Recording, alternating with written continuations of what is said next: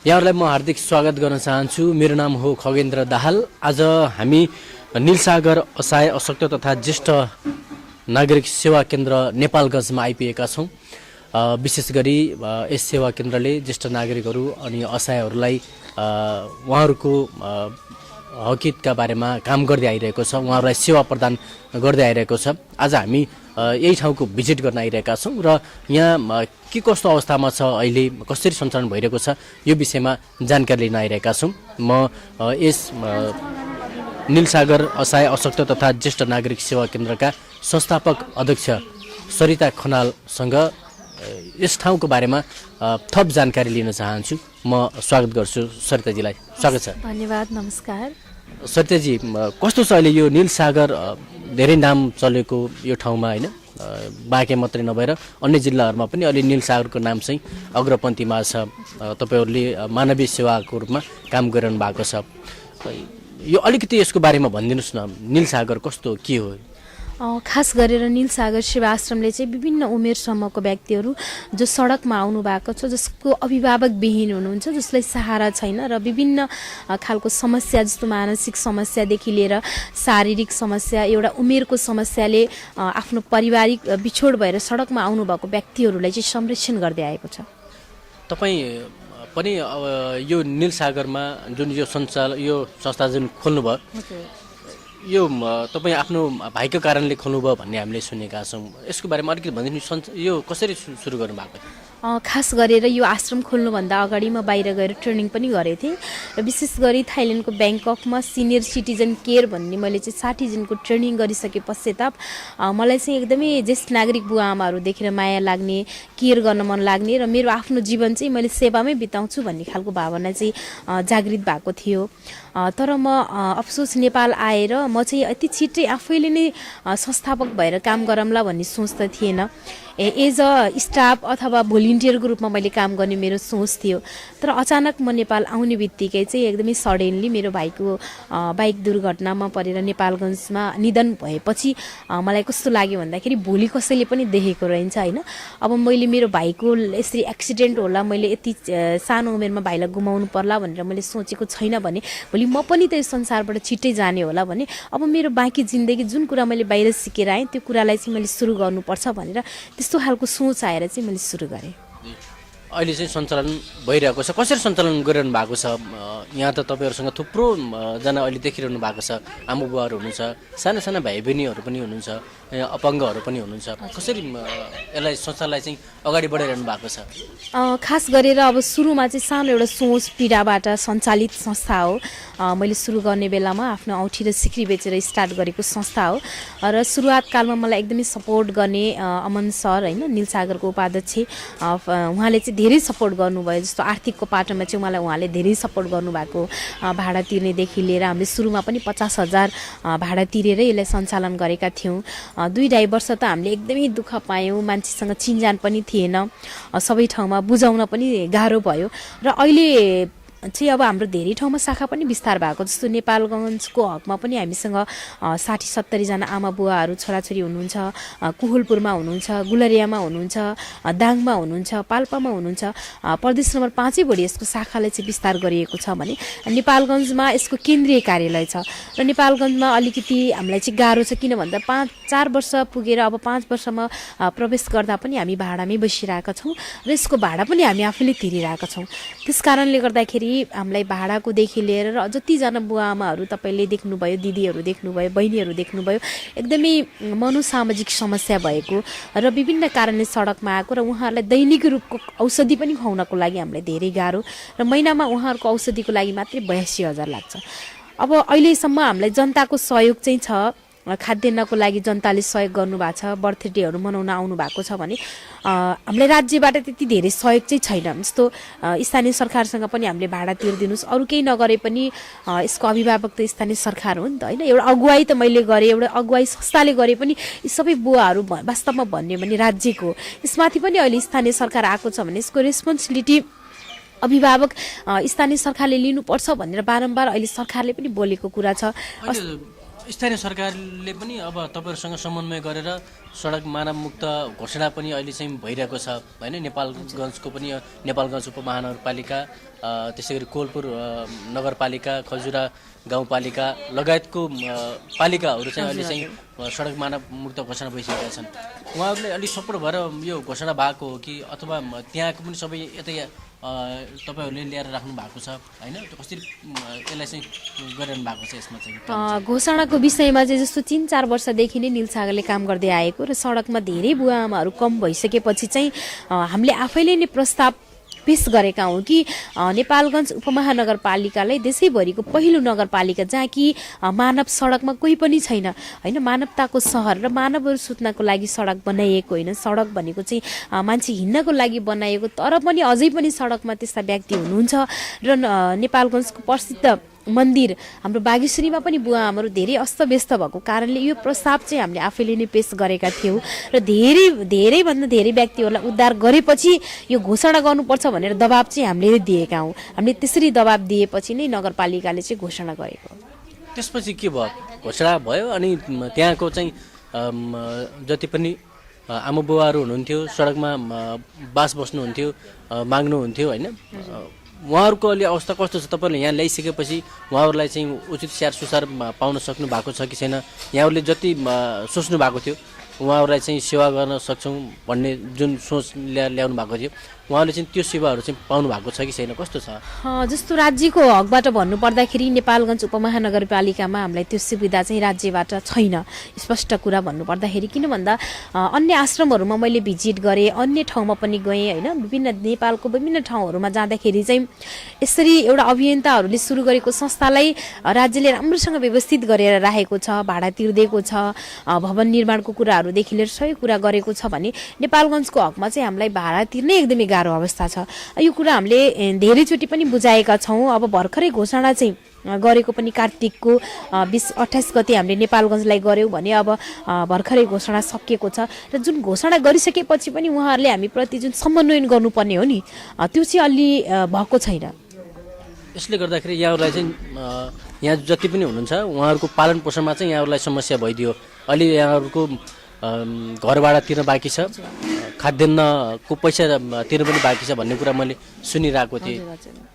त्यही हो, बजारमा पसलहरूमा पनि तिर्न बाँकी छ र यहाँहरूको? हजुर, घर भाडा पनि लगभग 3 महिना भयो घर भाडा तिर्न सकेको छैनौँ। अहिले हामीलाई बुवा आमाहरू धेरै भएको कारणले गर्दा र पहिलो काम भनेको उहाँहरूलाई औषधि खुवाउन सकिएन भने उहाँहरूले जे पनि गर्ने होइन, जस्तो पनि गर्ने, एक त मानसिक अवस्था बिग्रिएको व्यक्तिहरूलाई धेरै गाह्रो हुन्छ। त्यस कारणले गर्दा 3 महिना भयो भाडा तिर्नलाई एकदमै गाह्रो पनि भएको छ भने तरकारीको पैसादेखि लिएर अन्य औषधिको पैसाहरू तिर्नको लागि चाहिँ हामीलाई एकदमै गाह्रो पनि भएको छ अहिले चाहिँ। अब के योजना बनाउनु भएको छ यहाँहरूले चाहिँ? के भइदियो हुन्थ्यो भन्ने चाहिँ लागिरहेछ यहाँहरूलाई चाहिँ? अब नेपालगञ्ज उपमहानगरपालिकाले अझै पनि केही सहयोग यहाँहरूलाई गरिरहेको छैन। अब गर्ने आश्वासन पाइरहनु भएको छ कि छैन? आश्वासन पनि दिनुभएको छैन, के छ? अब नेपालगञ्ज उपमहानगरपालिकाले भवन निर्माणको लागि 5 लाख रुपियाँ चाहिँ छुट्याइदिनु भएको थियो होइन। भवन निर्माणको लागि भनेर फुलटेक्रामा एकजना मुवाले हामीलाई जग्गा पनि दिनुभएको थियो। भवन निर्माणको लागि छुट्याएको 5 लाख रुपियाँ चाहिँ बााउन्डरी गर्नको लागि थियो होइन। त्यो भनेको सेकेन्ड कुरा भयो। पहिलो भनेको त यहाँ राखेको बुवा आमाहरूलाई दैनिक रूपको व्यवस्थापनै गर्न सकिएन भने भवन भनेको कुरा पछिको कुरा हो। 2 वर्ष लाग्ला, 5 वर्ष लाग्ला। पहिलो काम भनेको त उहाँहरूलाई खुवाउने हो। अब मैले चाहिँ भनेको छु यो विषयमा चाहिँ उहाँहरूलाई जानकार पनि गराएको छु। भाडाको लेखी लिएर जस्तो उहाँहरूलाई ट्रिटमेन्टको लागि पनि स्वास्थ्यकर्मी स्थानीय सरकारबाट पठाइदिनु पर्यो अनि उहाँहरूलाई चाहिने कुराहरूदेखि लिएर दैनिकी कुराहरू आवश्यक खाद्यान्नहरू पनि पठाइदिनु पर्यो भनेर चाहिँ मैले भनेको छु। अब अहिलेसम्म चाहिँ त्यस्तो खालको सहयोग छैन। प्रदेश सरकारले चाहिँ एउटा नीति बनाएको छ कि सडक मानवमुक्त क्षेत्र घोषणा गर्ने संस्थाहरूलाई चाहिँ सहयोग गर्ने भनेर होइन। नेपालगञ्जमा चाहिँ निलसागर सेवा आश्रम परेको छ। अब प्रदेश सरकारसँग पनि मेरो बारम्बार रूपमा छलफल भएको छ होइन। मन्त्रीज्यूसँग पनि अस्ति गएर भेटेँ।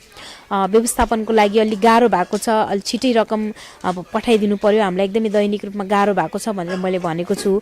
प्रदेश सरकारले चाहिँ छिट्टै यसको एक्सन लिएर म केही सहयोग पठाइदिन्छु भनेर पनि भन्नुभएको छ भने अब उपमहानगरपालिकाबाट चाहिँ अब त्यही भवन निर्माणको लागि छुट्याएको 5 लाख रुपियाँ बाहेक अरू चाहिँ त्यस्तो हामीलाई चाहिँ आश्वासन दिए पनि कार्यान्वयन चाहिँ भएको छैन। भाइ बहिनीहरू कति हुनुहुन्छ?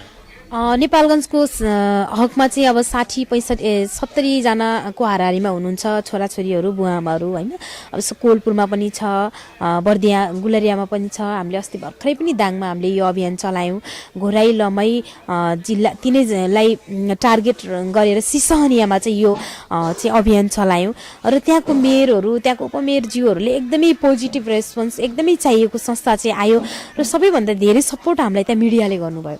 मैले सोचेको पनि थिइनँ कि दाङ जिल्लामा गएर मिडिया नेपालगञ्जमा मैले मिडिया खोज्नु पर्थ्यो भने दाङ जिल्लामा मिडियाले मलाई नै खोजेर आयो कि। अनि त्यसरी चाहिँ हाम्रो निलसागरको पब्लिसिटी दाङ जिल्लामा एकदमै राम्रो भयो।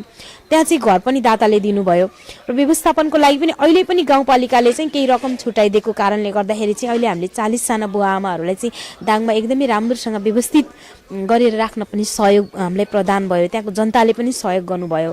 अब जस्तो कोलपुरमा पनि सडक मानव व्यवस्थापनको लागि भनेर 5 लाख रुपियाँ छुट्याइदिएको छु भनेर भन्नुभएको छ। अब लाग्छ हामीलाई कोलपुरको बुवाआमालाई पनि सहज हुन्छ। र खजुरा गाउँपालिकाले पनि के भनेको छ भने अब नीतिगत रूपमै तपाईँहरूले यसरी घोषणा त गर्नुभयो, अब तपाईँहरूलाई बजेटमै हामीले मासिक रूपमा चाहिँ यसरी नै निलसागरलाई छुट्याइदिने भनेर अस्ति हिजो पनि खजुराको अध्यक्षज्यूसँग हामी गएका थियौँ। हामीलाई गाह्रो पर्यो भनेर भनेपछि उहाँले आपतकालीन कोषबाट 50,000 रुपियाँ चाहिँ निलसागरको लागि भनेर भन्नुभएको छ। हामी 1-2 दिनमा ल्याएर भाडा तिर्ने भनेर त्यसरी चाहिँ खजुराले आश्वासन दिएको छ होइन। उहाँले तोकै लगाइदिनु भएको छ चिठीमा भने अब नेपालगञ्जबाट यसरी स्पेसली निलसागरको व्यवस्थापनको लागि भनेर चाहिँ हामीलाई त्यसरी चाहिँ भएको छैन। तपाईँको सपना चाहिँ के हो? यो संस्थालाई कस्तो बनाउने सपना बोक्नु भएको छ? मेरो सपना भनेको चाहिँ जब मान्छे सबै हुन्छ होइन। अब हाम्रो देशको नेताहरूले चाहिँ समृद्धि बनाउने कुरा गर्छन्, विकासको कुरा गर्छन् होइन, देशको विकासको कुरा गर्छन्, तर एउटा मानवले सडकमा खाना पाएको छैन, एउटा छटपटाएर बसेको छ, एउटा गर्भवती महिलाले सडकमा आफ्नो ज्यान गुमाएर बस्नु परेको छ, एउटा मानसिक अवस्था बिग्रिएको आमा बुवाहरूले 2 हात फैलाएर खानु परेको छ। पहिले त्यो मानवहरूलाई उद्धार गरेर उहाँहरूको व्यवस्थापनमा चाहिँ हामी लाग्यौँ भने मलाई लाग्छ समाज राष्ट्र समृद्ध हुन्छ जस्तो लाग्छ। अब ठुल्ठुलो बिल्डिङ बनाएर ठुल्ठुलो विकासको कुरा गरेर एउटा व्यक्तिले खानै पाएको छैन, सडकमा मर्यो भने त्यो राष्ट्र त्यो समाज त्यो ठाउँ पनि त्यति विकसित त्यति समृद्ध मानिँदैन जस्तो लाग्छ। त्यस कारणले पहिलो कुरा उहाँहरूलाई जुन चाहिने आवश्यक चिजहरू चाहिँ मलाई लाग्छ सरकारले व्यवस्थापन गर्नै पर्छ। अब उहाँहरू जति अभिभावक विहीन हुनुहुन्छ होइन, मलाई भन्न पनि एकदमै दुःख लाग्छ बेसहारा असहाय भनेर। उहाँहरू पक्कै पनि परिवार नभएको त होइन होइन, परिवारले व्यवस्था गरेको प्लस राज्यले पनि व्यवस्था गरेको। जन्मिँदा कर तिर्नु भएको छ, मर्दा कर तिर्नु भएको छ भने उहाँहरूको व्यवस्थापनको लागि राज्यले व्यवस्था गर्ने हो। यो कुनै मेयरले कुनै उपमेयरले गर्ने होइन कि, एउटा राज्यकै फन्ड हुन्छ, त्यो फन्डबाट उहाँहरूको व्यवस्थापन गर्नको निम्ति पनि ढिला सुस्ती होइन कन्जुसाइ भएको देख्दा चाहिँ मलाई एकदमै दुःख लाग्छ। त्यस कारणले गर्दाखेरि चाहिँ यस्तो व्यक्तिहरूको निम्ति चाहिँ राज्यले सोच्नै पर्छ र उहाँहरूको व्यवस्थापनको लागि राज्य मात्रै नभएर जति मिडियाहरू हुनुहुन्छ जस्तो तपाईँले आज मसँग इन्टरभ्यू लिएर मेरो वास्तविक कुराहरू मैले पोख्न पाएँ नि, त्यसको लागि पनि मिडियाको ठुलो हात हुन्छ। जस्तो दाङ जिल्लामा हामीलाई मिडियाको सपोर्ट भएर हामीलाई एकदमै 2 महिनामा यति राम्रोसँग हामीले व्यवस्थापन गर्न पायौँ। त्यहाँ त मैले बोल्ने फुर्सदै थिएन, आफै मिडियाले अटोमेटिकली खोजी चाहिँ हाम्रो दुःख व्यथा कथाहरूलाई चाहिँ लेखिदिएको थियो। त्यस कारणले पहिलो काम भनेको सञ्चार हो कि होइन, सञ्चारको माध्यमबाट पनि प्रत्येक व्यक्तिहरूलाई थाहा हुनु जरुरी छ। कतिपय बाँकीवासीहरूलाई निलसागरको मिनिङ के हो, निलसागरले गरेको काम के हो, निलसागरको अवस्था के हो भन्ने कुराहरू थाहा छैन। त्यसकारण यो सन्देश पनि पुग्नु जरुरी छ जस्तो लाग्छ मलाई चाहिँ। निलसागरको बारेमा धेरैले कुरा राम्रै पनि गर्नुहुन्छ होला, केहीले कमेन्ट पनि गर्नुहुन्छ होला होइन। कुनै संस्थाबाट सञ्चालित हो अथवा कुनै डोनरले चाहिँ सञ्चालन गरिरहेको हो भन्ने खालका कुराहरू पनि यताउता सुनिन्छ होइन। यसलाई के भन्नुहुन्छ यहाँले? अब पहिलो कुरा त त्यो भन्ने मान्छेले पहिला यहाँ आएर बुझ्नु पर्यो होइन, के हो भन्ने वास्तविकता मान्छेले त्यहाँ गएर नहेरेसम्म नबुझेसम्म कसैले पनि थाहा पाउँदैन। यो संस्था एउटा सरिताको भाइको एक्सिडेन्ट भयो। सरिता कुनै करोडपति केटी पनि होइन, सरिता कुनै धर्मसँग चाहिँ टच भएको केटी पनि होइन, र सरिता कुनै पनि चाहिँ राजनीतिसँग टच भएको केटी पनि होइन। एउटा सरिताको पीडाले सञ्चालित भएको संस्थामा विभिन्न परोपकारी मनका व्यक्तिहरू जोडिएर सञ्चालित संस्था हो।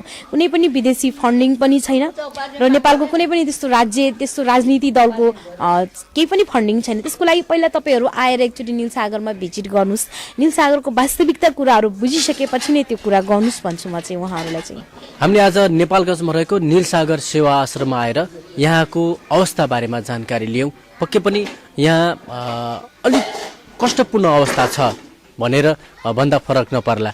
यहाँहरूको सहयोग चाहिने बेला आइसकेको छ किनभने थुप्रै आमा बुबाहरू साना साना भाइ बहिनीहरू यहाँ हुनुहुन्छ उहाँहरूको उचित लालन पोषणका लागि चाहिँ यहाँहरूको हाम्रो सबैको सहयोग यहाँ चाहिने बेला भइसकेको छ स्थानीय सरकारले पनि यसतर्फ ध्यान दिनुपर्ने आवश्यक देखिन्छ हामीले नीलसागरका संस्थापक अध्यक्ष सरिताजीसँग हामीले थुप्रै यो विषयमा कुराकानी गरिसकेका छौँ यहाँहरूले पनि यो भिडियो हेरिसकेपछि सहयोग गर्नुहुनेछ र यहाँ आएर चाहिँ यो ठाउँको अवलोकन गर्नुहुनेछ भन्ने हामीले अपेक्षा लिएका छौँ भिडियो हेरिदिनु भयो यहाँहरूलाई धेरै धेरै धन्यवाद दिन चाहन्छु सहयोग साथको अपेक्षाको साथ अहिले भने बिदा हुन्छौँ नमस्कार